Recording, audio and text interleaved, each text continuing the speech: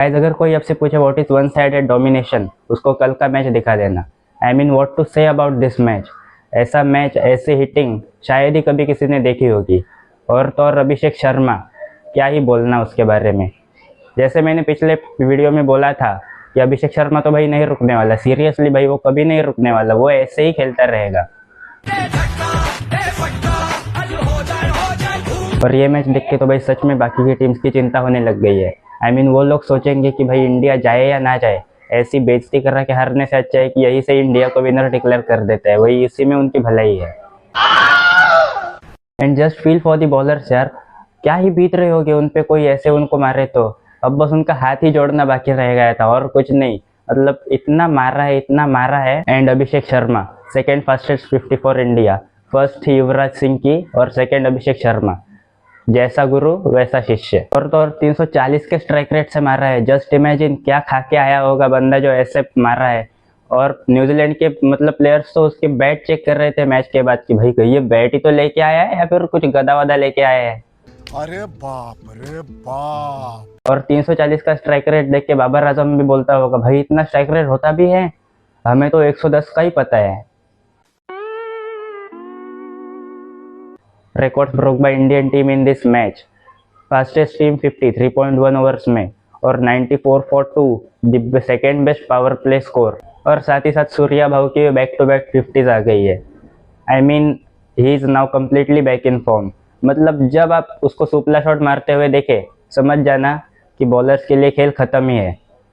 और इस मैच में तो आते ही चालू हो गया। पिछले मैच में तो आप सोचो कि मतलब उसने थोड़े 10-15 बॉल लिए थे सेट होने के लिए, लेकिन इस मैच में तो आते ही चालू हो गया, बॉलर्स के ही पीछे पड़ गया। और स्वीप तो भाई स्पिनर्स के सामने उसका ब्रह्मास्त्र के जैसा ही है।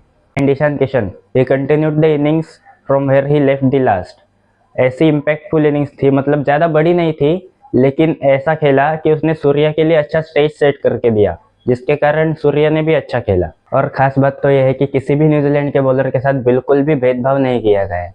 आप देखो Matt Henry 2 over 28 run, Kyle Jamieson 1 over 17 run, Glenn Phillips 1 over 16 run, Ish Sodhi 2 over 28 run, Mitchell Santner 2 over 28 run, Jacob Duffy 2 over 38 run. I mean सबको ही इक्वली मार पड़ा है, ऐसा नहीं कि किसी ने अच्छी बॉलिंग कर दी। And now I think Sanju Samson को इनफ चांसेस मिल गए हैं। Now at least if not Tilak, अगर तिलक कम्प्लीटली फिट ना भी हो तो हमें श्रेयस अय्यर को तो चांस देना ही चाहिए, उसे भी तो ट्राई करना चाहिए T20 वर्ल्ड कप से पहले, क्या पता वो भी अच्छा खेल जाए। तो आई थिंक कि संजू सैमसन को ड्रॉप कर देना चाहिए नेक्स्ट मैच के लिए और ईशान किशन से ओपनिंग कर देनी चाहिए। ईशान किशन विकेट कीपिंग भी कर लेता है, तो 1 डाउन सूर्या और 2 डाउन श्रेयस अय्यर। और अब सोचो यूएसए के बारे में, उनके साथ जो मैच है वो तो है वानखेड़े में, छोटा सा ग्राउंड, और पहले बैटिंग आई तो 300 कन्फर्म है। और मैच चालू होते ही क्या झटका लगा है भाई। I mean Yuzi Chahal in commentary, मतलब ऐसा क्या हो गया कि अचानक से कॉमेंट्री ज्वाइन कर ली। Another match and another wicket of Devon Conway for Harshit Rana. Devon Conway की तो बैटिंग ही क्रैक कर ली हर्षित राणा ने, हर मैच में विकेट उठा लेता है।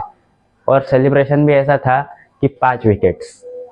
And clutch God Hardik Pandya, वो कहीं से भी कंट्रीब्यूट कर ही देता है। 2 मैचेस में बैटिंग नहीं आई, लेकिन इस मैच में बॉलिंग और फील्डिंग दोनों से कंट्रीब्यूट कर दिया। सेकेंड ओवर में वो जो catch, what a catch, timely jump और safe landing, safe hands Hardik Pandya. और बॉलिंग भी ऐसी की है, 3 ओवर्स में 23 रन देके 2 विकेट्स। तो हार्दिक पांड्या को आप कभी गेम से दूर नहीं रख सकते, वो कुछ ना कुछ तो करेगा ही टीम के लिए। और इस मैच में 2 बड़े चेंजेस देखने को मिले, Bumrah in for Arshdeep and Ravi Bishnoi in for Varun Chakravarthy. And both the changes were worth it.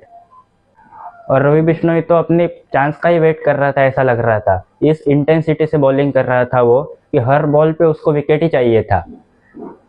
क्या ही बॉलिंग डाली है, 4 ओवर में 18 रन देके 2 विकेट्स, और वो भी 2 विकेट्स ग्लेन फिलिप्स और मार्क चैपमैन के। And we have to accept कि रवि बिश्नोई को कभी उतनी हाइप मिली ही नहीं जितनी वो डिजर्व करता है। आप उसके T20I के बॉलिंग स्टैट्स भी देख सकते हो। 42 matches, 61 wickets, average of 19.37, bowling economy of 7.36, best bowling figure 13 run for 4 wickets. और तो और बंदा थोड़े समय के लिए नंबर 1 T20 बॉलर भी था। तो you have to appreciate Ravi Bishnoi. और कुलदीप यादव कितना अनप्रेडिक्टेबल बॉलर है यार, आप देखो, जिस मैच में बॉलिंग कर लेता है ऐसा लगता है कि उसके जैसा कोई स्पिनर है ही नहीं, और जिस मैच में पिटने लग जाता है तब लगता है भाई इसको क्यों खिलाया है, क्यों है ये टीम में। इस सीरीज के उसने 2 मैच खेले और दोनों मैचेस में एक्सपेंसिव ही चला गया है, लेकिन I am banking him for 1 more match. I think उसे चौथे मैच में तो चांस एक देना चाहिए, फिर देखेंगे कुछ करना है तो। और आप हमारी बेंच स्ट्रेंथ देखो, इस मैच में इतनी अच्छी बॉलिंग की, 153 पे उनको रोक दिया, लेकिन हमारे बेंच पे अर्शदीप सिंह और वरुण चक्रवर्ती बैठे थे। साथ ही साथ बैटिंग में हमारे पास श्रेयस अय्यर भी बेंच पे बैठा हुआ है। हमारी बेंच स्ट्रेंथ भी ऐसी है कि किसी भी दिन उसमें से भी कोई आके मैच जिता के चला जा सकता है। And I am completely impressed by Ishan Kishan की फील्डिंग।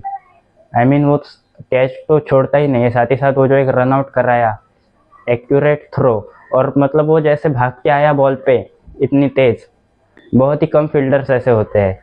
एंड एक शॉकिंग बात थी, जसप्रीत बुमराह को प्लेयर ऑफ द मैच दिया गया।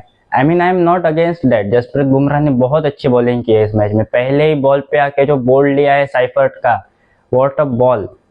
लेकिन आई थिंक कि Ravi Bishnoi deserve the player of the match more, क्योंकि आप देख सकते हो कि उसने बॉलिंग तो ऐसी की है, दोनों सेट बैट्समैन को उठा लिया है, ग्लेन फिलिप्स और चैपमैन। अगर उसमें से कोई एक भी खेल जाता और 4 ओवर, तो मतलब वो 180 तक भी पहुंच सकते थे।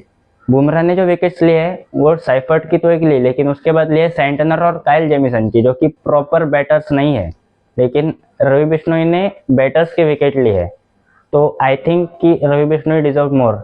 आप बोल सकते हो कि अभिषेक शर्मा को भी दे सकते थे 20 बॉल्स में 68, लेकिन उसका तो वो रोज का ही हो गया है और वो आता ही और मारता ही चला जाता है, तो उसमें कुछ नया नहीं है। लेकिन Ravi Bishnoi deserve the player of the match more.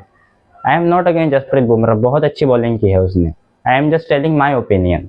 And guys, अब सीरीज तो हम जीत ही चुके हैं, 3-0 की लीड ले चुके हैं, तो अब हम कोई एक्सपेरिमेंट भी ट्राई कर सकते हैं। जैसे कि मैंने बोला कि हम श्रेयस अय्यर को नंबर 4 पे खिला सकते हैं और संजू सैमसन को बाहर कर सकते हैं, क्योंकि ये तो गोल्डन डक गया है भाई। तो ऐसे और वीडियो के लिए इस वीडियो को लाइक करो और चैनल को सब्सक्राइब करो। मिलते हैं नेक्स्ट वीडियो में। Thanks for watching.